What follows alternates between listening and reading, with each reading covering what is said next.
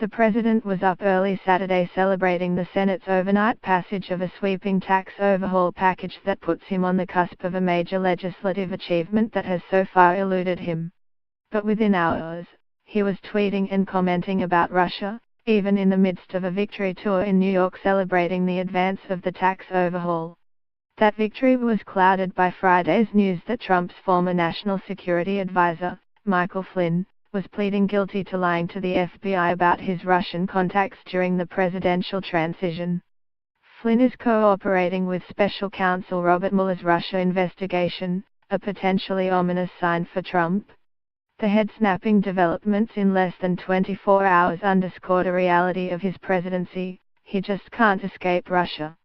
I had to fire General Flynn because he lied to the Vice President and the FBI. He has pled guilty to those lies. It is a shame because his actions during the transition were lawful. There was nothing to hide.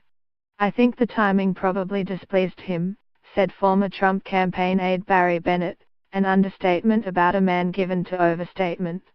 Indeed, Trump's most substantial reaction to the Flynn developments came in a tweet while he was in a motorcade in New York City, going from one political fundraiser to the next. There was nothing to hide, said his tweet. He declared that he had to fire General Flynn because he lied to the Vice President and the FBI. Trump called it a shame because Flynn's actions during the transition following the 2016 election were lawful. He told reporters earlier there was no collusion between his campaign and Russia. Flynn became the first member of the Trump White House to admit guilt in Mueller's criminal investigation.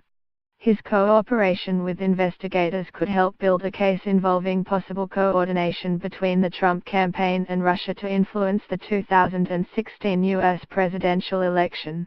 While Trump has long dismissed the probe into whether his team colluded with Russia as fake news, Flynn's move was a sobering reminder that the investigation is not going away. And Trump's anger and frustration with the investigation have only served to compound the problem and further distract from his agenda. The president has insisted that the investigation is aimed at discrediting his unlikely triumph over Democratic rival Hillary Clinton and has made him look weak before world leaders. He has been anything but subtle in trying to make it go away.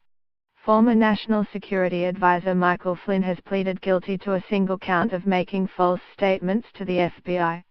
Picture, AP photo/Carolyn Castor source, AP. In February, he told FBI Director James Comey he hoped the FBI would let go of an investigation into Flynn, a comment Comey took as a presidential directive. 3 months later, Trump fired him. Comey saw that as an effort to interfere with his investigation of Russia's ties to the Trump campaign. The president hasn't been able to stop talking about the Russia probe. Over the summer he tweeted, "You are witnessing the single greatest witch hunt in American political history, led by some very bad and conflicted people.